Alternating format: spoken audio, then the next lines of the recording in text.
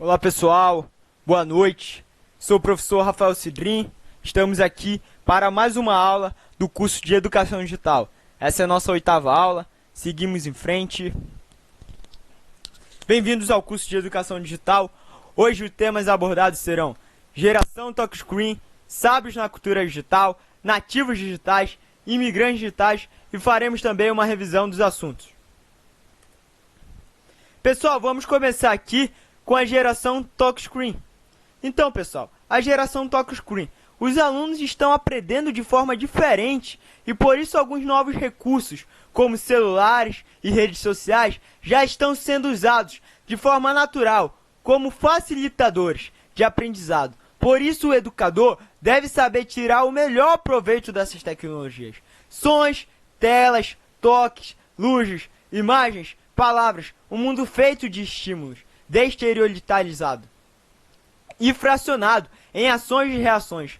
O deslocamento cada vez mais significa trafegar por redes, espaços e tempos muito mais com corpos do que com pesos em meio de transporte. Estão sempre mais aprisionados do que as mentes, as retinas e a audição. Então, pessoal, a forma como o ser humano é constituído não mudou. O que mudou foi a forma como interagimos com o mundo. Depois das inovações tecnológicas, temos um novo modo operandi. Todos conhecem um protagonista dessa historinha rápida, entendeu? Eles têm medo de 10 anos, certeza, gostam de praticidade, democracia digital e não sabem esperar. Sabe quem são? Isso mesmo, os bebês, crianças e pré-adolescentes em constante transformação de sua vida e atentos às mudanças do ambiente. Muitos nasceram depois de Apple, Facebook e a maioria das empresas de tecnologia do mundo. Porém, eles vão ditar as regras daqui para frente. O que não servir para eles, não servirá para ninguém. Eles sabem bem o que querem. Não tem tempo para perder e não tem lealdade a nenhuma marca. Eles vão usar aquilo que mais convém para naquele momento. Se você acha que é impossível entender a geração Y, tente entender essa geração. Os mais velhos costumam olhar surpreendido para a destreza como essas crianças utilizam telemóveis, tablets e tecnologias em geral, né? Pois uma coisa todos nós sabemos, as crianças são curiosas por natureza. Ao colocar um objeto estranho à frente, o primeiro instinto será de tocar, de explorar.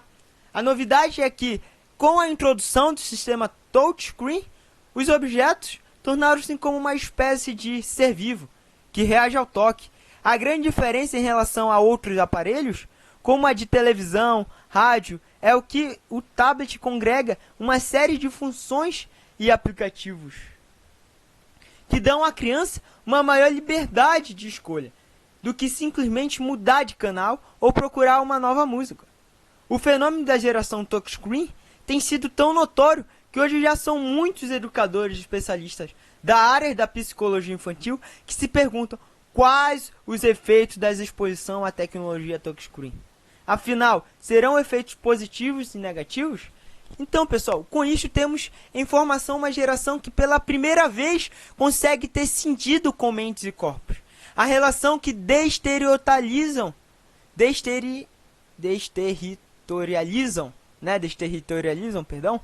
e tempo e espaço e ganham uma outra dimensão. Se localizam, isso mesmo, se localizam o neologismo, para designar o local e global ao mesmo tempo onde o território físico não significa. Antes do avanço de conteúdo, informações e estímulos, encontramos cada vez mais pessoas que vivem o que está sendo convencionado, chama de das mídias, né? Relações de vidas e constituintes de formas entrecortadas, cifradas e dispersas, tecidas pela imediaticidade, estímulos que vêm de todos os lados, de complicadas assimilações e análises, né? Vamos aqui para o mouse versus touchscreen. Do ponto de vista ergonômico, o mouse não ajuda muito. Ele serve como ponte entre o usuário e a máquina e pode causar lesão por esforço expeditivo. Que é ler, né? Um problema de saúde muito sério. A sorte é que o avanço da tecnologia se mostrou que ele é totalmente dispensável diante da possibilidade de interação direta homem e máquina. E se hoje o dedo é o mensageiro, muito em breve nem isso bastará ele olhar para o notebook, ou algo que substituirá. Piscará os olhos e acionará programas ou usará a voz para comandar as funções. Nada mais simples que isso. Então, pessoal, se pararmos para pensar, o touchscreen faz maior sentido. Torna a vida mais simples, os acessos às funções mais simples e dá todo o poder ao usuário. Mas temos um problema. Para quem precisa digitar muito, o uso das pontas dos dedos não é ideal. E é aqui que está um grande nicho, esperando para ser atendido pela cada vez mais voraz indústria de tecnologias. A se criar alguma coisa que vá além do teclado e Bluetooth, que facilite a inserção de dados. Então, pessoal, a geração touchscreen estimulando a democracia. A imersão permanente na internet, em aplicativos de redes sociais, estimula de maneira diferente o aprendizado e amplia a capacidade de analisar ideais, os movimentos finos de nossas mãos, comandados pelos polegares, passaram a moldar o comportamento de uma geração inteira. No celular ou conectado à rede mundial de computadores, carrega-se a amizade escolar. O trabalho é uma fonte inesgotável de conhecimento com a liberdade para refletir sobre episódios do cotidiano expressa. Então, pessoal, a geração touchscreen pode e deve se organizar a realizar ações que fortaleçam o município no caminho do controle social, produzindo trabalhos que promovam a educação e monitoramento de políticas públicas de qualidade. Vamos entrar agora, pessoal, nos sábios na cultura digital.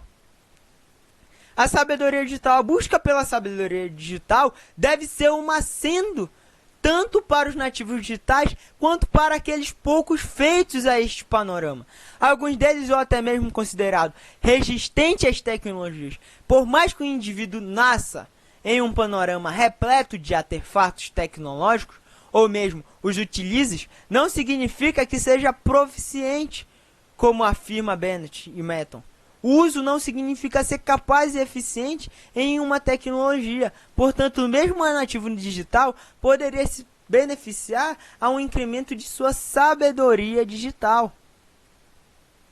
Nativo digital, imigrante digital ou sábio digital.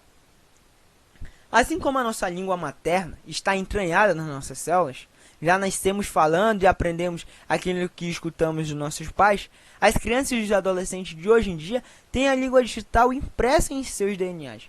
Eles são os nativos digitais, nascidos em meados do século 90. Para eles, toda essa tecnologia, e como a eletricidade, para os mais velhos, é impossível viver sem ela. Só que a internet permite a interação proativa, incentivando a criação e a transformação dos conteúdos da rede. Já nos adultos, somos imigrantes digitais, chegamos maduros nessa terra, conectados e temos que fazer um esforço enorme para aprender esta nova língua. E nunca deixaremos de ter o sotaque característico de aprender um novo idioma na vida adulta. Ou seja, nunca nos livraremos do padrão de pensamento analógico. Então, pessoal, esta diferenciação entre nativos e imigrantes ou sábios digitais tem sido uma maneira muito útil de explicar as profundas diferenças entre as crianças de hoje e os adultos. Eles são diferentes de todas aquelas crianças nascidas anteriormente e não mudaram simplesmente suas gírias, suas roupas ou seus comportamentos, como aconteceu com a geração anterior. A mudança está no nível cerebral. O padrão de pensamentos dela mudou, pois suas experiências são muito diferentes das que nós, adultos, tivemos durante as nossas infâncias. Elas pensam e processam as informações de uma forma inteiramente nova. O nosso cérebro está crescendo e se desenvolvendo externamente, através de uma simbiose com a tecnologia. Ou seja, por causa de uma nova interação, nosso cérebro está rapidamente ganhando mais poder e novas habilidades. Revolução digital. Sabemos que estamos, passando por uma revolução, mas desta vez não é como as outras que já aconteceram. Não é uma revolução industrial, é a revolução digital. Ela atinge níveis profundos e amplos da sociedade global, que talvez nunca tenhamos um entendimento real da dimensão dessas transformações. Mudamos a maneira de nos relacionar com as outras pessoas, com os objetos, com as máquinas, com a natureza e até como nós mesmos, né? Vivemos uma era onde a humanidade está atingindo um novo nível de evolução cognitiva. E nas crianças e nos jovens digitais, isso fica mais evidente. Sabedoria digital, já passamos. Nosso cérebro também. Vamos voltar aqui rapidão sobre sabedoria digital, porque é vital que os adultos e pais e professores, médicos e executivos estejam dispostos a aprender de verdade a língua digital, como estamos fazendo hoje aqui. A atender o impacto que ela tem sobre o cérebro e o comportamento das crianças e dos jovens. Existe um abismo entre a visão dos adultos sobre a vida desta geração e a experiência real desses jovens. Não é apenas um conflito de gerações, como tanto nas outras histórias. É um desencontro profundo de vivências. Agora, pessoal, entraremos para a revisão dos nossos assuntos. Começaremos aqui com o que é EAD, né? Então, a educação à distância é uma modalidade de educação mediada por tecnologias, em que discentes e docentes estão separados espacial ou temporalmente, ou seja, não estão fisicamente presentes em um ambiente presencial de ensino e aprendizagem. Então, você não está no mesmo espaço e tempo que o seu professor. Você está em um local, ele está em outro. Você está em um horário e ele está em outro. Que é diferente e difere do ensino remoto, que é feito por um professor que ministra as aulas, sejam elas ao vivo ou gravadas, por meio de videoconferências ou recurso similar. A carga horária é a mesma das aulas presenciais, mantendo a frequência. Então aqui a gente tem um professor que está no ao vivo ou está fazendo uma aula gravada, que tem através de videoconferência um recurso similar, que tem a mesma carga horária das presenciais, entendeu? É como se você estivesse assistindo ali uma aula na hora, como estamos fazendo aqui. Tecnologia digital. O que é tecnologia digital? É um conjunto de tecnologias que permite principalmente a transformação de qualquer linguagem ou dado em número, isto é, zeros ou 1, né? Então a gente tem aqui qualquer texto ou frase modificado para 0 ou 1, né? Isso é tecnologia digital. O que é cultura digital? Cultura digital é um conceito que descreve como a tecnologia e a internet estão moldando a maneira como de nos comportarmos, pensarmos, nos comunicarmos, interagirmos na sociedade. Trata-se de um produto decorrente do desenvolvimento das tecnologias digitais de informação e comunicação presente em nosso dia a dia. Então, aqui a cultura digital ela molda os nossos comportamentos. Isso é a cultura digital, porque ela molda o nosso modo de viver. Ela molda o nosso modo de pensar, ela molda o nosso modo de agir, o nosso modo de interagir, né? Isso é a cultura digital.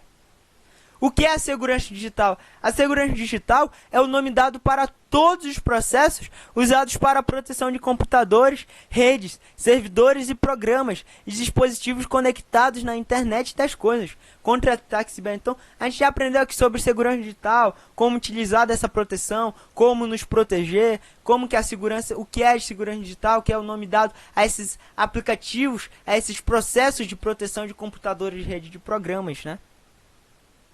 Então, pessoal, ficamos por aqui por mais essa aula. Se vocês não entenderam, se vocês têm alguma dúvida, pode estar entrando em contato comigo pelo WhatsApp, que eu estarei respondendo vocês. Qualquer dúvida mesmo, pessoal, vocês podem estar me procurando, qualquer problema, vocês podem estar me procurando aí, vocês podem estar me perguntando qualquer dúvida. Estarei à disposição. Ficamos com a frase do dia da Cora Coralina aqui, que tem o pseudônimo de Annalise Guimarães Pessouto Bretas. Foi uma poetisa e contista brasileira, considerada uma das 10 mais importantes escritoras brasileiras, né? Ela teve seu primeiro livro publicado ali em junho de 1965, quando já tinha quase 76 anos de idade, apesar de escrever seus versos desde a adolescência. O tempo muito me ensinou. Ensinou a amar a vida. Não desistir da luta, recomeçar na vitória, renunciar a palavras e pensamentos negativos, acreditar nos valores humanos e ser otimista. ficamos aqui com essa frase de incentivo. Espero que vocês tenham gostado da aula, espero que tenha sido uma aula proveitosa. Qualquer dúvida, vocês podem estar retornando o vídeo ou entrando em contato comigo. Até a próxima aula, ficamos por aqui. Tchau, tchau.